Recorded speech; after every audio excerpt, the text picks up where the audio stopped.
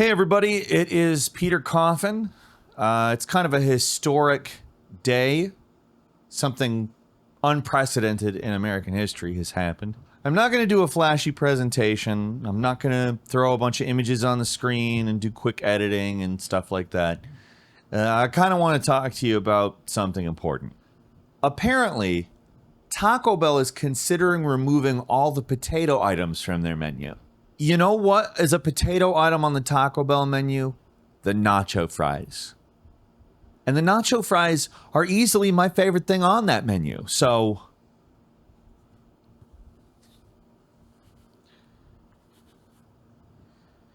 don't do it, Taco Bell.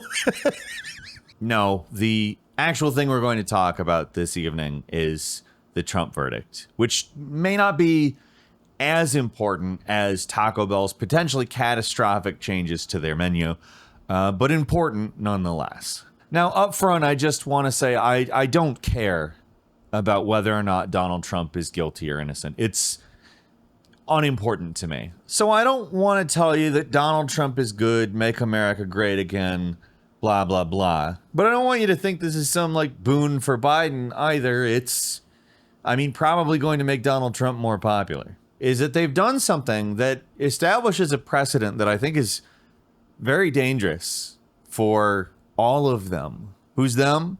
The politicians, the people who hold high levels of office in the United States of America's federal government. You may have noticed that none of them are exactly jumping to say something about this. You would think that they would be. They've been all over MSNBC talking about Russiagate and saying that he's some kind of foreign agent who's consistently breaking the law, blah, blah, blah. But the thing that got him on was some stupid less than $200,000 thing. All of them are guilty of way worse than that. And when I say them, just to be clear, I don't mean Democrats. I mean politicians, all of them, Republicans and Democrats. Yes, the Democrats are in power right now. Yes, Nancy Pelosi has made over $100 million in insider trading. Yes, Joe Biden is funneling billions of dollars into war crimes, but it's not just them. Precedent has been established to prosecute politicians. The highest politician in the land is now vulnerable to stupid little crimes that really don't involve a lot of money or a lot of stakes. Like, aside from the fact that it's salacious and interesting to the TMZ audience, is there really a lot to Donald Trump giving a porn star money to not talk about fucking her?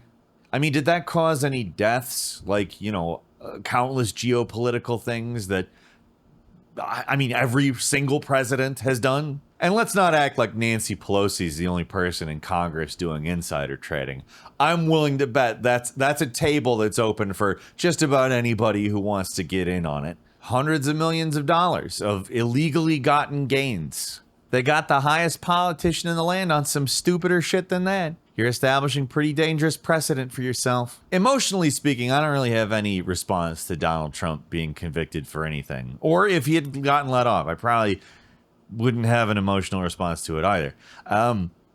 If the Trump verdict were to open more political figures to prosecution, that would make me celebrate. I think that would be a reason to celebrate this verdict. If not, if it's just Trump that suffers any kind of consequences for any crimes, it's a singling out intended to make things difficult for Trump's campaign rather than to carry out the law. There's a certain element of me that absolutely doesn't expect that the latter will happen, that this actually will open a bunch of people up to prosecution now. The way things were before Donald Trump was convicted, there was nobody with a large voice armed with precedent and anger that would have tracked down all of these other people. Yes, there was a man who was talking about draining the swamp, but he got into that swamp and he rolled in that swamp. He went in there and he swamped it up.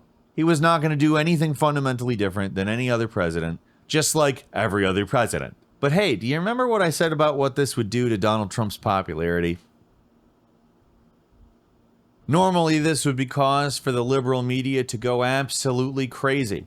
Normally, they would be on their TV shows hooting and hollering and beating their chests. But interestingly enough, CNN, of all outlets, is raining on the parade.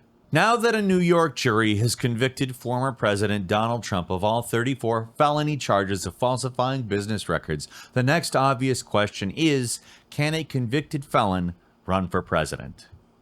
Definitely. If you remember, after Donald Trump won, the liberals were acting like somehow something was going to change and Hillary Clinton was going to be installed as president because she was the rightful winner, you know? But CNN, who benefits from letting that type of person live in their fantasy world rather than pop the bubble, is popping the bubble. Can a convict run for president? The U.S. Constitution lays out just 3 requirements for presidential candidates. They must be a natural-born citizen, be at least 35 years old, have been a U.S. resident for at least 14 years. Trump meets all 3 requirements.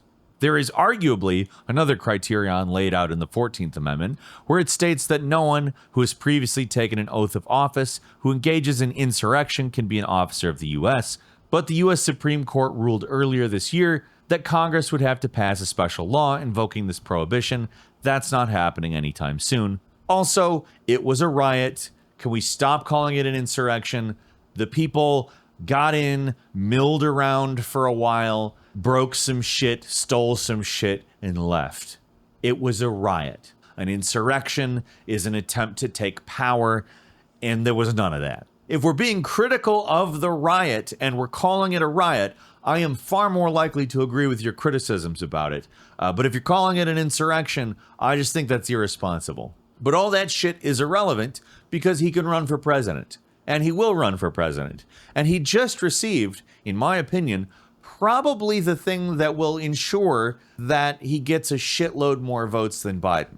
Guess who's way more excited about voting for Trump right now? Guess who's way more angry at institutions and probably even less concerned about if they agree with Trump about everything at this point, but instead want to stick it to those institutions?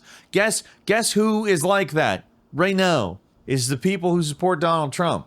And that is specifically why these people should not rejoice over the idea that Donald Trump has been convicted in such a way, because if he is president again, let's just say focus is going to shift a little bit. Because again, like I said, this is a dangerous precedent for other politicians. And if you weaponize it against a guy who gets back in to the highest office in the land, you think he is not going to do everything possible to use that precedent from office?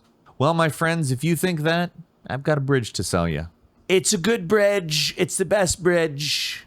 They kind of fucked themselves with this. They made Trump more popular. They made him more angry. And they gave him a precedent to fuck them. Because they're all doing worse stuff than that. It's fucking absurd to think that's not true. They're all doing worse stuff than that. Republicans and Democrats alike. That's all I've got for you on this, but what do you have for me? There's buttons underneath. Lick them. Slurp all over them. Become a subscriber and money me at patreon.com/PeterCoffin. My documentaries are up here. My short form videos are right here. Watch either of them. I think you'll enjoy them.